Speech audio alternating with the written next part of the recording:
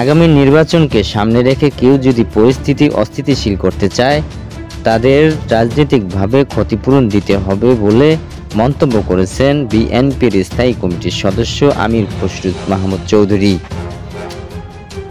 রাজধানীর মহানগর আবাসিক এলাকার গণ অধিকার পরিষদের সভাপতি নুরুল হক নুরুর শারীরিক অবস্থান খোঁজ নিতে গিয়ে এই মন্তব্য করেন তিনি।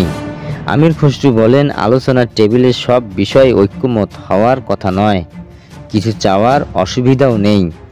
জনগণের উপর আস্থা থাকলে রাজনৈতিক দলগুলোর নিজস্ব ভাবনা নিয়ে সাধারণ মানুষের কাছে যাওয়া উচিত। রাজনীতিতে স্থিতিশীলতা চান জানিয়ে আমির খসরু বলেন, নির্বাচিত সরকারের অনুপস্থিতিতে জবাবদিহিতা থাকে না। নূরের ওপর হামলার ঘটনা সেই প্রমাণ করে।